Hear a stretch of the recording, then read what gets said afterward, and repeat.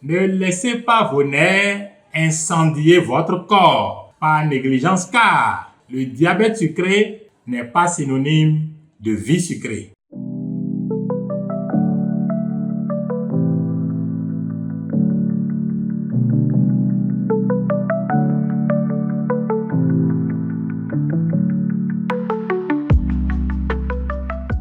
Bonjour chers amis et patients, bienvenue sur cette émission La Voix du diabète. Ce numéro est consacré aux effets du diabète sur les nerfs.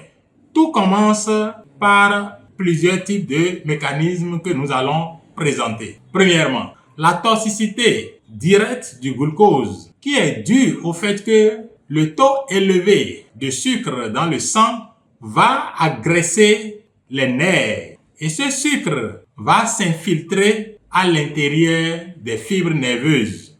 Là-bas, le glucose va se transformer en sorbitol qui sera toxique pour les fibres nerveuses qui vont commencer par gonfler et par dysfonctionner. Le deuxième mécanisme en cause est celui que nous appelons le stress oxydatif. La glycémie élevée va produire un nombre élevé de radicaux libres. Et ces radicaux libres vont directement attaquer la membrane des nerfs et aggraver le dommage des fibres nerveuses dont nous avons déjà parlé.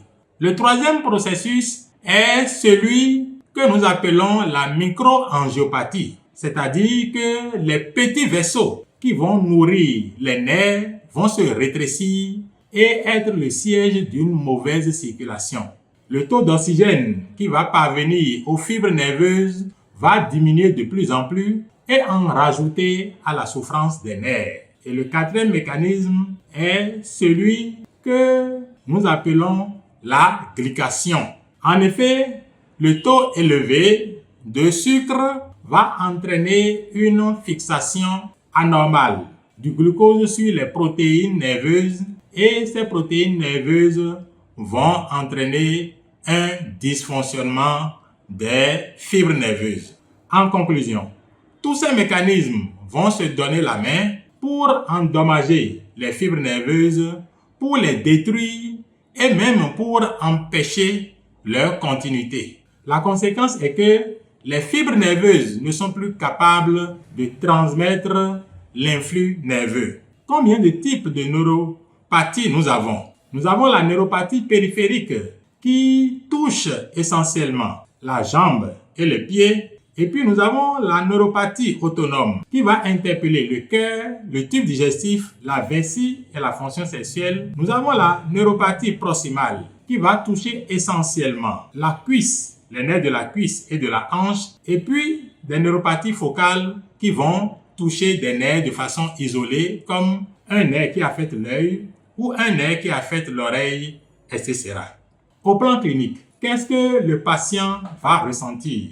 Un ensemble de symptômes allant des fourmillements, de l'engourdissement, des picotements, en passant par des brûlures qui peuvent être atroces et très difficiles à supporter. Sans oublier la perte de la sensibilité qui peut faire que le patient ne sera plus capable d'identifier des lésions qui sont à la base de douleurs diverses au niveau de ses pieds.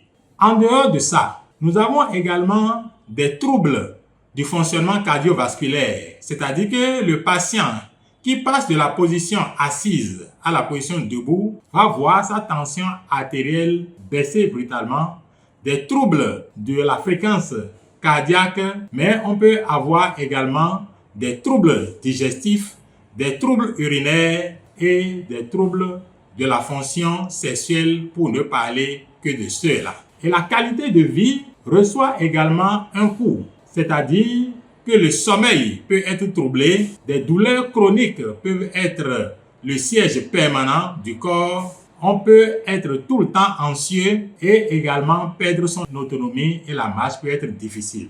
Qu'est-ce qu'il faut faire?